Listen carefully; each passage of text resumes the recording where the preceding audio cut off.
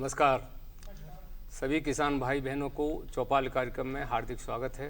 किसान भाइयों, जैसा कि आप जानते हैं कि हम अपने जब गांव में रहते हैं तो हम इस बात का भी ध्यान रखते हैं कि हमारा गांव स्वच्छ रहे, साफ रहे। स्वच्छ और साफ रहेंगे तो आप सभी जानते हैं कि हर बीमारी की गांव में जो जड़ है गंदगी होती है। हम अपने गांव को साफ सफाई करेंगे तो अनेक बीमारियों से हमारे किसान भाई, हमारे ग्रामीण जन बच सकते हैं। पूज्य बापू ने कहा था कि किसी भी राष्ट्र की प्रगति वहाँ के स्वस्थ और स्वच्छ समाज पर निर्भर है।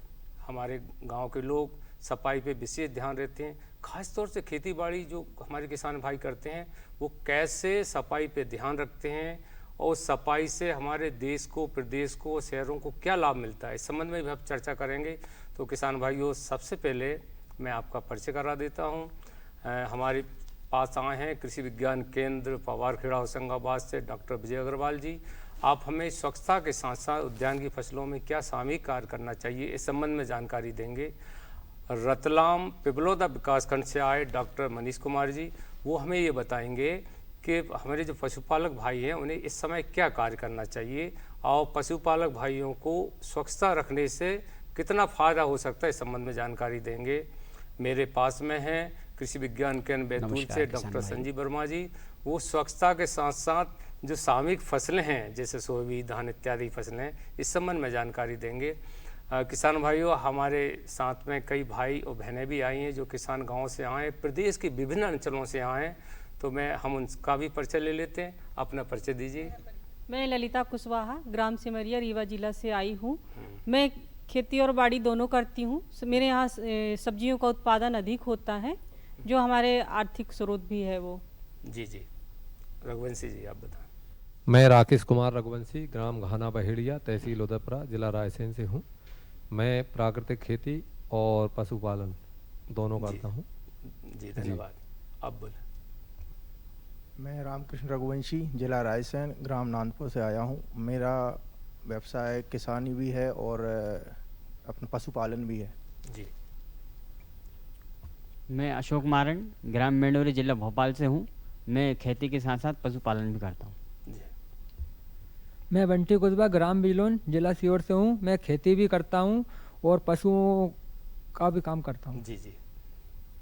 नमस्कार सभी को, मेरा नाम अनिल कुशवाहा है। मैं ग्राम बिलोन से हूँ, जिला सीहोर। मैं खेती करता हूँ और मेरा किसान भी हूँ। मेरे पास 14 एकड़ ज़मीन है और पशुपालन भी है। जी। नमस्कार, मैं सतीश परमार, ग्राम हीरापुर से हूँ। मैं पशुपालन का काम करता हूँ, साथ में खेती का काम भी करता हूँ। सभी को नमस्ते, मेरा नाम मोहम्मद साबिर है। मैं ग्राम पुरतला, तहसील तामिया और ज़िला छिंदवाड़ा में काम कर रहा हूँ। और हमारे पास नींबू और आम का बगीचा है 20 एकड़ में, और हम जैविक खेती करते हैं। जी, किसान भाइयों, ये वो तमाम सफल किसान थे जो अपने अपने गांव में, अपने अपने ज़िले में रहकर बहुत बढ़िया, जो प्रगतिशील किसान कहते हैं, आधुनिक कृषि कैसे की जाती है, इनसे अपन बाद में जानेंगे, पर पहले हम विशेषज्ञों से जानते हैं। डॉक्टर विजय अग्रवाल जी, सबसे पहले हम आपसे ये जानना चाहेंगे कि जो आप ग्रामीण क्षेत्र में आप काम करते हैं, आप वैज्ञानिक हैं, तो हमारे किसान भाई स्वच्छता के साथ साथ उद्यान के क्षेत्र में कैसे काम करना चाहिए उन्हें?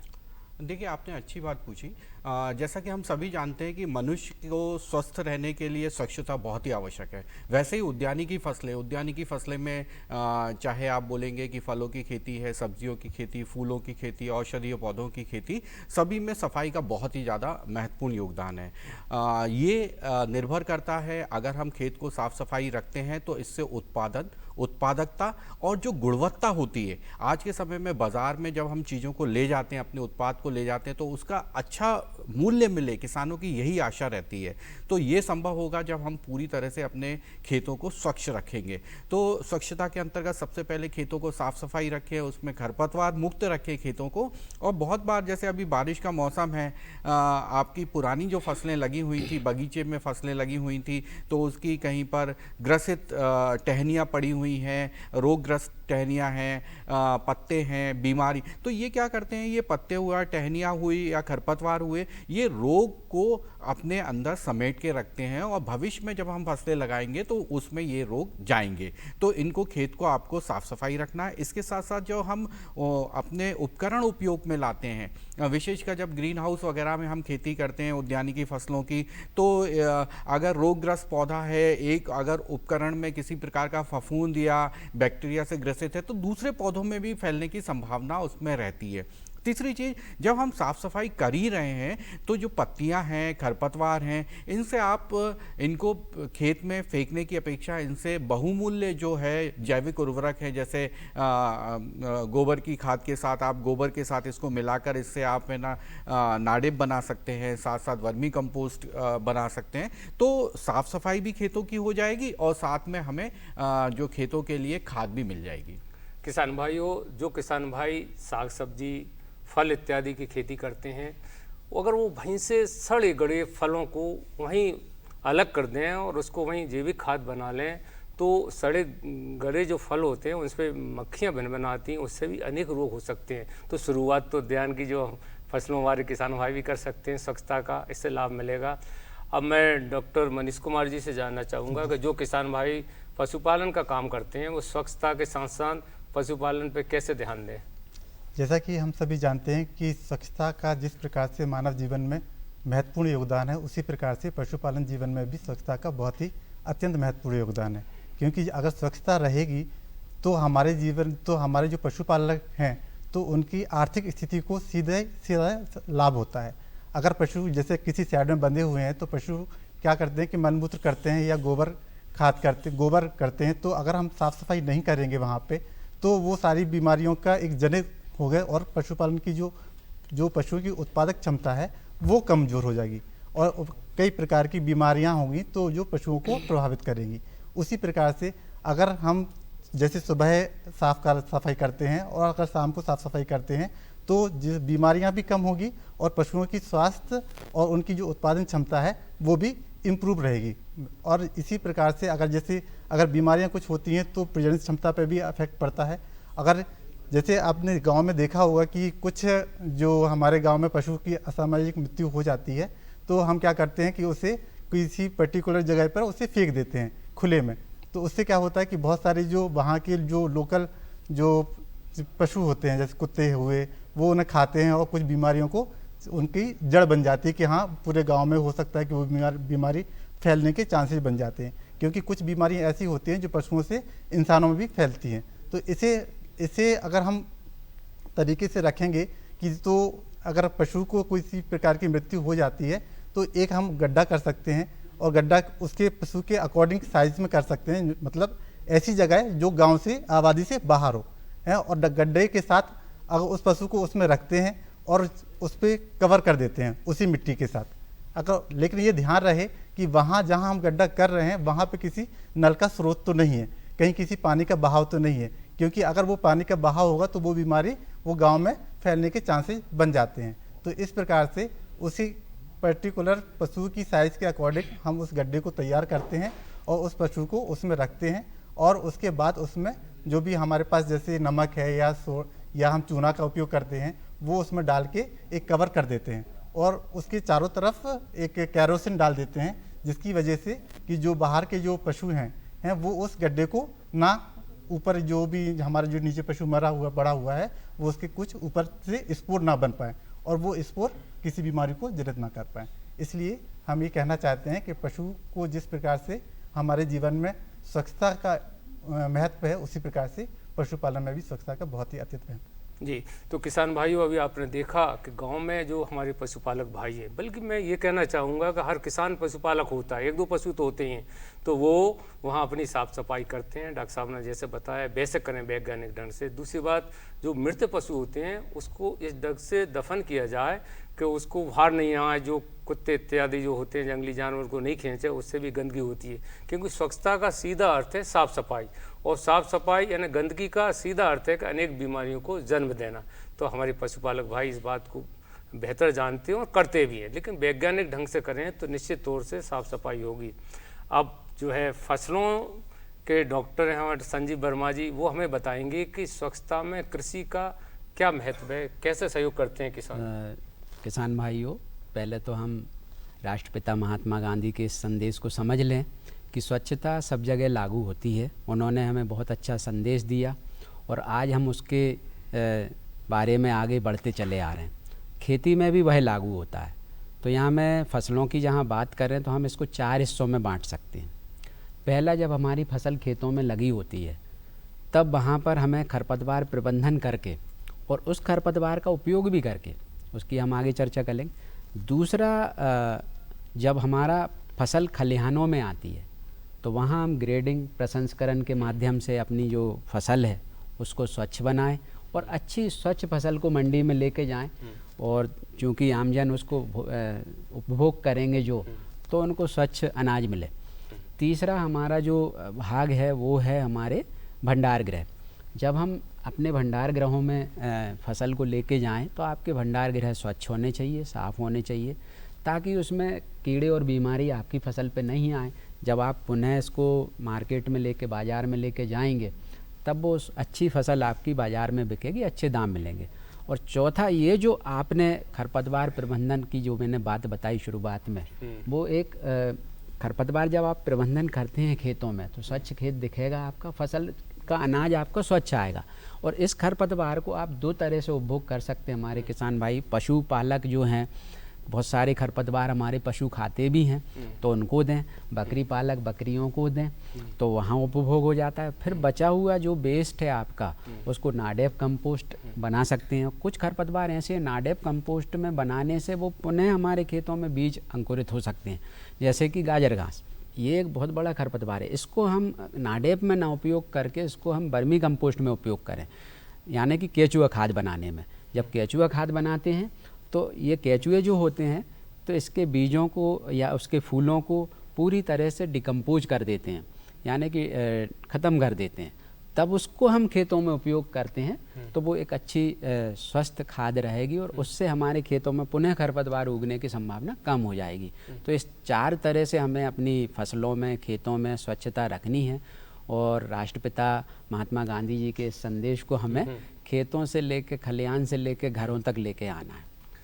किसान भाइयों, स्वच्छता का सीधा संबंध हमारे तन से भी है, हमारे मन से। डॉक्टर साहब ने बताया कि हमें 4 जगह ध्यान रखना चाहिए। अनाज किसान साफ करके आपको भेजेगा। पूरा देश, खाना तो रोज़ खाना पड़ता है सबको, खाद्यान्न सामग्री सभी को खाना पड़ता है, तो किसान पहले से ही साफ सफाई करके आप तक अनाज आता है, वो सफाई करके भेजेगा तो अनेक रोगों से बचा जा सकता है। वो जो कीटाणु जो होते हैं उनको वहीं साफ कर देता है और आपको जो भोजन आप करते हैं, आप तक जो गेहूँ, चावल, दाल इत्यादि पहुँचती हैं और दूध इत्यादि पहुँचता है, तो ये साफ करके तो पशुपालक और किसान की तरफ से ही आता है, वो सफाई करके भेजते हैं। तो हम ये कह सकते हैं कि गांव में रहने वाले लोग और किसान जो स्वच्छता पे काम करते हैं वो बड़ा ही सराहनीय काम है। तो इसलिए हमारे बीच में बहुत सारे प्रदेश से पधारे किसान भाई बहन भी हैं, तो उनके भी विचार जान लेते हैं। बहन जी, आप बताइए, स्वच्छता के बारे में बताएं और ये बताएं कि खेतीबाड़ी में आप क्या करते हैं। नमस्कार जी। मैं खेतीबाड़ी में, यह हमारा परंपरागत व्यवसाय है और जैसे हमारी दादी लोग, मम्मी लोग सब ये काम करती आई हैं। उनका प्रमुख साधन भी है आर्थिक ये, और उसी से हमने भी एक अपना व्यवसाय चालू किया है। इससे क्या है कि जो पहले वो परंपरागत था और हमने क्या किया कि जो अपने ज़िले के किसान, मतलब विज्ञान क्षेत्र हैं, वहाँ से हमने कुछ जानकारी प्राप्त करी। तो खेती में कैसे हम कम लागत पे अधिक उत्पादन करें, और जैसे हम खेती के साथ साथ हमारे यहाँ जो पशुपालन भी होता है, तो पशुपालन में जो बहुत, जैसे गोबर हो गया, तो गोबर को हम कंपोज, जैसे हम जानकारी प्राप्त करी और गोबर को हम कंपोज बनाएं और उसे खेतों में डाला, जिससे हमारी जो खेती और सब्जियां लगती हैं उस पे हमारी उत्पादन क्षमता बढ़ी हुई है। बहन जी, ये बताएं, आप बहन हैं तो घर गृहस्थी का काम तो हमारी माताएं बहनें ही संभालती हैं, तो अगर साफ सफाई वो ना करें तो क्या दिक्कत हो सकती है? वो साफ सफाई करें तो क्या लाभ मिलता है उससे? ये साफ सफाई का बहुत महत्व है, ग्रामीण अंचलों में बहुत महत्व है, क्योंकि यदि साफ सफाई नहीं होगी तो कई बीमारियां दस्तक दे जाएंगी। रघुवंशी जी, आप जी, कृषि में और गौशाला में, दोनों में साफ सफाई का, या मानव जीवन में कहें तो साफ सफाई अत्यंत महत्वपूर्ण कार्य है। हम अगर हमारे गांव ग्रामीण परिवेश में देखें तो कुछ दशक पहले की बात है, तो गांव के अंदर खुले में शौच की व्यवस्था थी, लोगों के पास शौचालय नहीं थे, इतनी गंदगी हुआ करती थी। हम उस दौर में गुजरे हैं कि पगडंडियों से चले हैं, कीचड़ में चले हैं, तो यानी बहुत बुरा दौर था। महिलाओं को बहुत दिक्कत थी, परेशानी थी बरसात के समय में बाहर शौच के लिए जाना।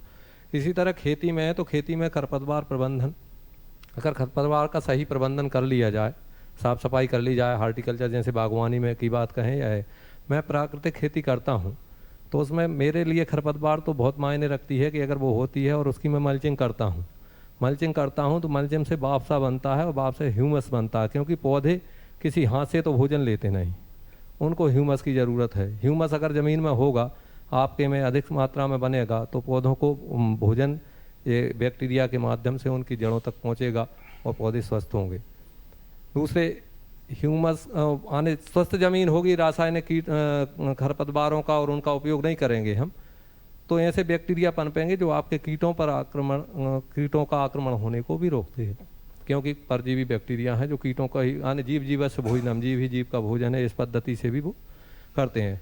दूसरा गौशाला की बात करें तो गौशाला में नियमित अगर सफाई नहीं होती है, हमारे घर की गौशाला में हम आपको बता दें हमारा 10 साल का अनुभव रहा है तो 1% भी यानी हमारा पशुधन लाश नहीं हुआ है मृत्यु के कारण या किसी बीमारी के कारण। तो अगर साफ सफाई नहीं होती तो हम देखते हैं दूसरी जगह लगभग 40% तक नुकसान। अगर सीजनेबल बात करें, पिछले साल लंपी वायरस आया था तो उससे इतने पशुधन हानि हुई, भारतवर्ष को ही हानि हुई है, मैं अपने क्षेत्र की बात नहीं करता। तो वो सिर्फ साफ सफाई, रख रखाव और बीमारियों में, पशुओं में तो बहुत सेंसिटिव होते हैं, उनमें बीमारियां बहुत जल्दी फैलती हैं। तो ये मेरा कहना। जी जी। तो किसान भाइयों, पूज बापू ने कहा था कि देश की आत्मा गांव में रहती है और गांव के विकास की दूरी है किसान। आप देख रहे हैं कि हमारे गांव में रहने वाले किसान कितने जागरूक हो गए हैं। वो वहीं से ऐसी शुरुआत करते हैं तो स्वच्छता की तरफ से काफ़ी मिशन कार्यक्रम के माध्यम से गाँव के लोगों को भी जागरूक कर रहे हैं। आप बताइए रघुवंशी जी, आप बताएं कि स्वच्छता के विषय में कैसे आप काम करते हैं और खेती बाड़ी में क्या काम कर रहे हैं? सर मैं 25-30 एकड़ में किसानी करता हूँ और सर स्वच्छता की जैसे बात चल रही है तो स्वच्छता सर घर से अपना खेत तक दोनों में बहुत ज़रूरी है। घर में बेसिक तो स्वच्छता जो हमारे घर की लेडीज़ें हैं वो रखती हैं और उनको ही करना पड़ता है ज़्यादातर, क्योंकि हम लोग तो बाहर रहते हैं और जब हम घर के अंदर हैं तो हमारी भी जिम्मेदारी है कि यह काम हमें भी करना और हमारे थ्रू ही वो भी समझ सकती हैं इन सब चीज़ों को। हम हमारे घर की साफ़ सफाई के लिए जो भी कचरा निकलता है उसके लिए डस्टबिन का उपयोग करें और उसको बाकायदा मतलब कहाँ डिकम्पोज करना है, आपको डिकम्पोज करना है या फिर आप उसको व्यवस्थित तरीके से कहाँ पहुँचाना है, ये जिम्मेदारी अपनी होती है। और इसी तरीके से हम उसको सफाई कर सकते हैं हमारे घर की समय समय पर। और खेतों की सफाई के लिए जो हमारी जो मेड़ें होती हैं, जो हमारी बाउंड्रीज होती है, उसमें जो कचरा हो रहा है उसको सफाई करें और पशुओं को खिलाना, पशुओं को खिलाएं। जैसे सर ने बताया था कि आप उसे डिकम्पोज भी कर सकते हैं और उसका आप खाद भी बना सकते हैं, जैसे आप सर ने बोला, आप वैसा कर सकते हैं हम लोग। जी जी जी। तो बिल्कुल ये थे रामकृष्ण जी जो उदयपुरा से आए थे। जी अनिल जी, आप बताइए मारन साहब अपने बारे में बताएं। मैं अशोक मारन ग्राम मेंडोरी से हूँ। मैं अपने खेत से जो खरपतवार निकलता है उसका जैविक खाद बनाता हूँ और गाय भैंसों से जो मलमूत्र निकलता है उसका भी खाद बनाता हूँ। जी जी। और स्वच्छता के बारे में क्या काम कर रहे हैं अपने गांव में? स्वच्छता के बारे में मैं यही कहूँगा कि अपने घर की साफ़ सफाई रखें। हाँ। और मैं अपने घर की साफ़ सफाई रखता हूँ और आसपास कचरा नहीं होने इकट्ठा नहीं होने देता हूँ। घर के पास में डस्टबिन रखा हुआ है जिससे कि जो भी वेस्टेज है मैं इकट्ठा करके उसको डिकम्पोस्ट करता हूँ। जी जी बिल्कुल, आप बताएं। तो मारन साहब ये बता रहे थे कि मैं मेरे घर के सामने एक कचरे का डिब्बा रखा। हम अब गांव के लोग कितने जागरूक हुआ, उस कचरे के डिब्बे में डालते हैं। उस गाड़ी को शायद मारन साहब कोई गाड़ी पंचायत लेवल पे आती है, वो उसको संग्रहण करके और कोई ऐसा जगह पे उसको पटक देती है, वो उसको गड्ढा खोद के वो उस पर दफन हो जाते हैं। आप बताएं अपने बारे में। सर मेरे गांव में गांव पंचायत में कचरा घर की गाड़ी भी आती है, जो भी कचरा होता है उसको एकत्रित करके गाड़ी ले जाती है और कोई बचता है तो उसको जला दिया जाता है ताकि जो कचरा ना फैले, स्वच्छता बनी रहे। मैं खेती बाड़ी भी करता हूँ, 8 एकड़ ज़मीन है मेरे पास में, उसमें गिल की, लौकी, आदि सब्जी का मैं लाभ लेता हूँ और जहाँ तक की कोशिश होती है वहाँ तक जैविक खाद का इस्तेमाल करता हूँ और मुझे मेरी फसल में अच्छा मुनाफा भी मिलता है। और बहुत धन्यवाद। अनिल जी आप बताएं। जी सर। सर मैं खेती करता हूँ, मेरे पास 14 एकड़ ज़मीन है। इसमें मुख्य फसल टमाटर लगाता हूँ, शिमला मिर्च लगाता हूँ, आलू भी है, मूली है और शिमला मिर्च का खाद उत्पादन करता हूँ। अभी सरकार द्वारा मुझे नेट हाउस का लगवाया है, उसमें माननीय मोदी जी द्वारा जी मुझे सब्सिडी प्रदान करी गई है अच्छी। तो उन्नत किस्म लगाता हूँ मैं टमाटर की, बैगन की और अच्छा उत्पादन कर रहा हूँ। ये नेट के बारे में आप बताया, क्या होता है बता सर नेट हाउस रहता है सर, उसमें हम इसे धूप नहीं ज़्यादा नहीं पड़ती, बाहर से कीड़ों को आक्रमण नहीं होता और अच्छी फसल पैदा की जा सकती है और ज़्यादा उत्पादन लिया जा सकता है। उसमें शिमला मिर्च हम अधिकतर करते हैं, वो शिमला मिर्च बाहर नहीं हो पाती, उसके लिए वातावरण अनुकूल नहीं होता। इसके लिए नेट हाउस में पर्याप्त वातावरण अनुकूल हो जाता है, इसे ठंडा बना रहता है और अधिक से अधिक उत्पादन हम लेते हैं। जी जी आप बताएं। सर मेरे खेती का काम करता हूँ, उसके साथ सर पशुपालन का काम मेरा मेन है। हाँ जी। मैं देसी ब्रीड पे काम कर रहा हूँ अभी। मेरे पास 10 पशु हैं सर, गाय गीर गाय है और उसके बाद साहिवाल नस्ल की गाय हैं। मैं इनसे सर मतलब 60 लीटर दूध मेरा मतलब एक टाइम में होता है और दूध बेच के अच्छा मुनाफा कमाता हूँ। और स्वच्छता में सर जैसे जो पशु शेड है उसमें नियमित उसकी मतलब सफाई रखते हैं और जो मलमूत्र निकलता है उसके लिए सर गड्ढे तैयार किए हैं। उन गड्ढों के माध्यम से सर मतलब जैसे उसमें खाद बन जाता है, उसके बाद वो जो ओवर निकलता है उसको नाली में व्यवस्थित रूप से सर उसका निदान किया है। अब जो डेयरी करते हैं परमार जी, तो उसमें दूध साफ रहे, उसमें कोई गंदगी ना पहुंचे, इसके लिए क्या उपाय करते हैं? सर एक केमिकल आता है मतलब साफ करने के लिए, तो सर पहले थान की मतलब नॉर्मल पानी से धुलाई की जाती है, उसके बाद वो केमिकल से धुलाई होती है, उसके बाद फिर नॉर्मल से धुलाई होती है, उसके बाद दूध दहन होता है। अच्छा जी आप बताएं। सर बात स्वच्छता की चल रही है और मैं किसान हूँ, तो सर खेत में 2 किस्म के जो कचरा होता है 2 किस्म का निकलता है, एक होता है बायोडिग्रेडेबल और एक डिग्रेडेबल। सर नॉन डिग्रेडेबल, तो सर जो बायोडिग्रेडेबल होता है जैसे कि खरपतवार होती है और हमारे घर का जो खाना बच जाता है या जो सब्जी के छिलके बच जाते हैं, तो ये सर तो इसका तो सर मैन्योर बनाते हैं, वर्मी कंपोस्ट बनाते हैं और जो गोबर खाद बनती है उसमें डाल देते हैं, तो वो पौधों के लिए खाद का काम करती है। जो नॉन डिग्रेडेबल होता है जैसे कि प्लास्टिक होता है, हम कोई चीज़ सामान लेकर आते हैं, हम जैविक अगर हमने कोई स्प्रे लेकर आया तो वो जो जिस बॉटल में आता है, तो ये सर पूरा प्लास्टिक इकट्ठा किया जाता है ताकि ये खेत में कहीं किसी तरीके से फैल के खाने में माइक्रोप्लास्टिक की तौर पे ना पहुँचे, और इसको फिर इकट्ठा करके और पास के जो शहर होते हैं उनके कूड़ेदान में पहुँचाया जाता है। जी जी, तो किसान भाइयों आप देख रहे हैं और सुन भी रहे हैं, साबिर भाई उच्च शिक्षा प्राप्त किसान हैं, किसान पुत्र हैं, धरती पुत्र हैं। ये अपने गाँव में रहकर शिक्षा का सही उपयोग वहाँ कर रहे हैं। साफ़ सफाई क्या हो, या आपने देखा कि हमारे किसान भाई अपने तरफ से अपने गांव में, अपने खेत में, अपने घर में कितनी साफ़ सफाई रहे हैं। किसान भाइयों हमने देखा है गांव में अनेक बीमारियों की जड़ ये गंदगी रहती है और अब गांव के किसान जागरूक हो गए हैं।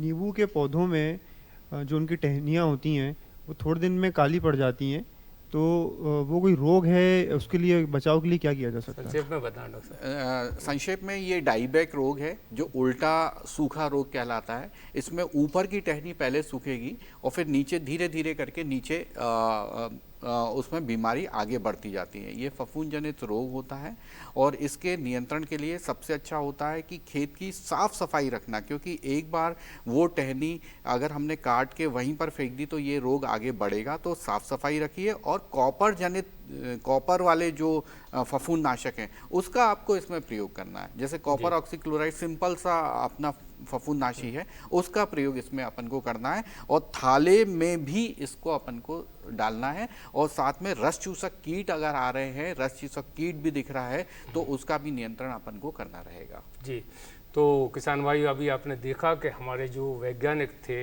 हमारे जो विशेषज्ञ थे, समय अनुसार और स्वच्छता पे बहुत अच्छी जानकारी दी। डॉक्टर साहब आप हमारे बीच में आए, बहुत बहुत धन्यवाद। डॉक्टर मनीष जी आप भी रतलाम से हमारे बीच पधारे, बहुत बहुत धन्यवाद।